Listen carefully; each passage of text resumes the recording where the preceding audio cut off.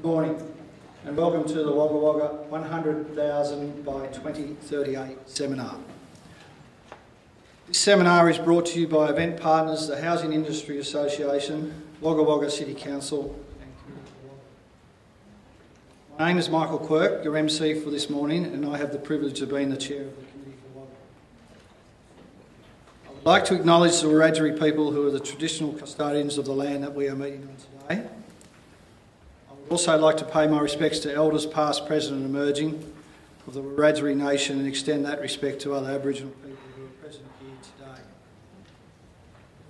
Thank you for your interest in the future of our city and taking time out of your busy schedules to attend today. Firstly, may I extend a welcome and thank you to those who have committed to be here today to share their passion, vision and knowledge to stimulate this discussion on the journey that the City of Wagga Wagga is embarking on. Bernard Salt, AM of the Demographics Group, Gary White, New South Wales Chief Planner, James Bolton, Director, Regional New South Wales, Riverina Murray for Department of Planning, Industry and Environment, Peter Thompson, General Manager, Wagga Wagga City Council, Kay Hull, AM, Professor Gerard Carroll, AM, and Darren Nelson, General Manager of Energy Power Storage Recycling Group. I would also like to acknowledge and welcome the Mayor of the City of Wagga Wagga, Greg Conkey, OAM, the Honourable Michael McCormack, Member for Riverina, Acting Prime Minister and Federal Minister for Infrastructure, Transport and Regional Development, Dr Joe McGurr, Member of the State Seat of Wagga Wagga, Colonel Rachel Harris, Commandant, ARTC Kapuka, Brendan Nelson, CEO, Regional Growth, New South Wales Development Corporation, which has oversight of the Special Activation Precinct, Michael Keys, Director, Regional Activation of Wagga Wagga City Council, Samantha Berriford, Director, External Engagement, Wagga Wagga and Albury-Wodonga for Charles Sturt University, Di Somerville, Community Manager, Bridge Hub, Graham Wolfe, Managing Director, the Housing Industry Association, Richard Alsop, Chair, Regional Development Australia, Riverina. Also in the audience we have representatives from Transport New South Wales, Infrastructure New South Wales, Industry New South Wales, Regional Development Australia, Riverina, the Australian Rail Track Corporation, Riverina Water County Council, Rex Airlines, Juno Shire Council, Coolum Shire Council, TAFE New South Wales and many members of the Housing Industry Association, Chamber of Commerce, Women in Business and Committee for Wagga. I do have a couple of apologies. John Barilaro, Deputy Premier and Minister for Regional New South Wales, Industry and Trade, Fiona Nash, Strategic Advisor, Regional Engagement and Government Relations, Charles Sturt University. So with the audience today, there'll be no shortage of contributions and informative discussions. Just off the cuff, I'd just like to say thank you for everyone. This is a fantastic roll-up today. There's a lot of passion that's brought people here today and we really appreciate your attendance. The event would not be possible without the contribution from our event sponsors and supporters. NAB, here at the front there, thank you Nicole. First to put the hand up when asked to support the event, thank you. Supermix Concrete and Quarries, Phil and Marie Collins, once again always there to put their hand up to support business and community in Wagga Wagga. New entrants to the business and the community, the Bowman Solar Farm, thank you. Build Pro and Tony Balding and the Housing Industry Association. Obviously this is something that's been a passion of the Housing Industry Association and Tony and his team as Tony is chair of the local division of the Housing Industry Association. They've been like a dog with a bone, I suppose, if you want to think about how they've pushed to make sure today come about, and they've been pushing for a day like today for a number of years. So thank you, Tony, and your team. Riverina 1152 Triple M for their sponsorship, and to the Daily Advertiser for their initiation of community awareness and discussion through editorials and articles in the lead up to today. So just some quick housekeeping. The safety exits as you came in, there, and there's also another exit there if required. There is also an assembly point in the car park next to the motel if required for emergency exits.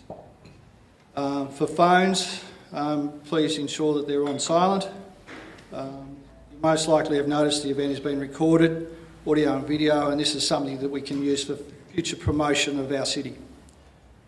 The agenda, you'll see on each chair you'll have found a small booklet containing details of the format and the agenda for this morning's event, along with the bios of the presenters and the panellists. In the discussion panel in the second half of the program, there will be an opportunity for those in the audience to direct questions to our panellists. As the agenda is a full one, I would ask that we make the break post the presentation and before the discussion panel a short one. Take the opportunity to do what needs to be done, but please be aware that we will recommence promptly after the 10-minute break allocated. After the 10 minutes allocated to the break, so your courtesy towards others will be appreciated. We expect that break will be around the 11:20. To ensure we get the most from our interaction today, particularly in the second half of the agenda, please keep your comments and questions on point and concise. As we move through the morning, please keep in mind it's not our intention for this to simply be a one-off event with no plans for further actions and engagement. We see today as the start of the journey, addressing the questions of why, when, what and how, the journey over the next 20 years, well it's now 19 years, for the future of Wagga Wagga and the surrounding areas. We seek to stimulate understanding and engagement, starting the process of galvanising the community in support of the journey. I would be derelict in my duties as MC if it did not take advantage of having the Acting Prime Minister in the House for this seminar.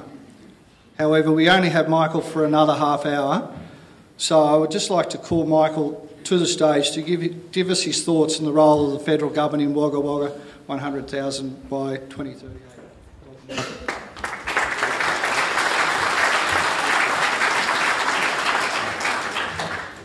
Well, thank you very much, Michael, and I very much appreciate it. I very much appreciate how many people are in the room. This is a significant event. As Michael has just indicated, it's perhaps a turning point. It's the start of a journey. It's going to be the catalyst for much bigger and better things in the future. And yes, we can talk about how and what we've done in the past, and that's all well and good, but what we need to do is very much look towards the future. The future of Wagga Wagga, and not just our city, but all of those smaller towns and villages around it, is very, very bright. I'm delighted that we have Bernard Salt with us today, a demographer who is internationally acclaimed, somebody who will very much run the ruler over where we are and where we need to go in the future, based on our population, based on our diversification of industry.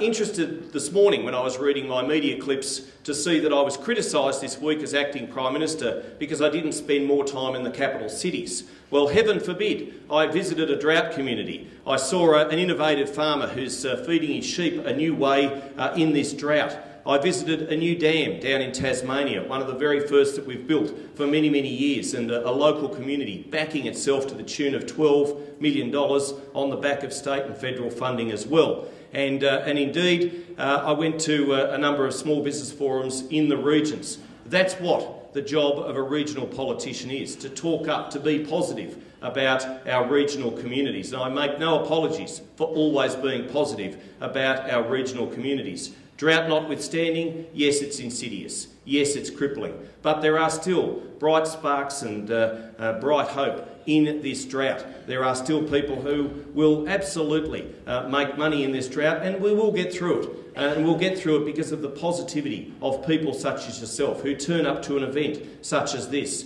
to talk about our future, to see where we can take what we already have. And Wagga Wagga and the Riverina region is a fantastic place. It's very livable. It's very lovable. We've got just about everything in this city, including a Navy base. Not many people realise that it's the only inland centre in all of Australia that has all three arms of the defence.